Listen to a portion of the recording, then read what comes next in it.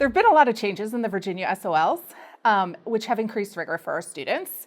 And what's been really exciting to see is that they're able to meet that rigor. So we don't necessarily want you to tell me what you read in the text. We want to discuss it and go into those deeper comprehension strategies to better understand what we're reading and how we can apply it beyond the classroom. It's also getting a lot more at those higher level thinking skills, critical thinking. So instead of having students summarize a text, which we do first, but then we want to take it that next step further and understand how is the author doing this? How do we apply this to other stories? And what is my own opinion of that? How might this impact my life? And we're doing this with a lot more complex texts as well. The text that the students are interacting with on a daily basis in our class is much higher level than they're used to seeing because of this shift. And it's been exciting to see that they actually can do it, right? A lot of them come into the year and they're like, oh my gosh, this is a really hard class. Like, I can't do this. And already by the end of quarter one, they're like, oh, like I'm a good reader. Like, I can do this. But it's because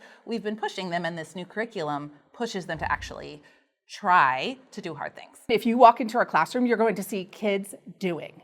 Yeah. They're writing, they're reading, they're talking. This curriculum really lets us do all of those in the classroom every day. You're not going to see us at the front lecturing. You're going to see us working with small groups of students. And in order to make those small groups work, we have to have more onus on the students doing independent work. And so that means with these really complex texts, we are providing more tier 1 scaffolds across the board so that students can access these complex texts on their own while we are working with students who either need more support or who need a challenge. These things being linked together helps so much because it takes so much time to plan to teach this way, right? Like if we're not really teaching one lesson every day, we're teaching 4 or 5.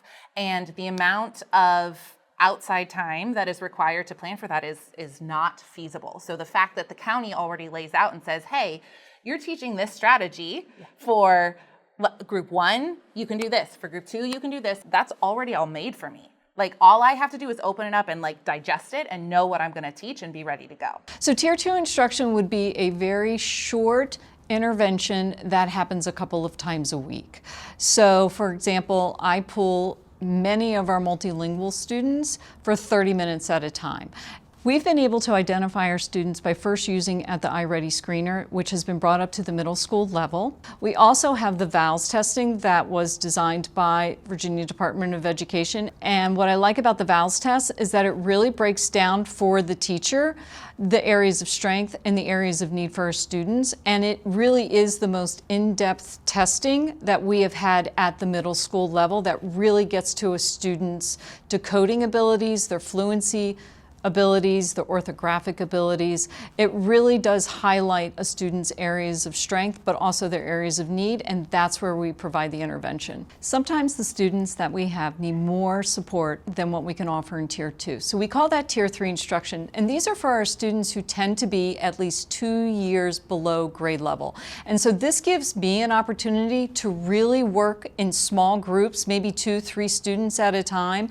It's been so impactful to have these types of interventions because we are able to get to more students in a short amount of time. And we're really providing them science-based, Orton-Gillingham-based interventions, which is the best for all students, whether they're in special education or general education, because all students are general education students first. Our approach to intervention, either Tier 2 and Tier 3, has grown dramatically in the last 5 years. I really enjoy my job. I feel like I make a difference in students' lives. I feel like the materials that I am provided with really let me be the reading specialist that I was trained to be prior to 5 years ago. I'm so excited to see that my students have grown in their oral communication skills. I see a significant increase in their writing skills. My goal is to give them everything they need so that they can find the joy in reading like I find the joy in reading. Our students, because of this curriculum, over the past 2 years have become so much more resilient. Yes. Like, I can't, so much more resilient. That is not hyperbole. The skills we use in the classroom, I tell the students, have way less to do with English and more to do with the people that they're working on becoming. And so they're learning those communication skills, those social skills, those self-management skills that we need as adults, and we're still practicing as adults. So that's really what it's about.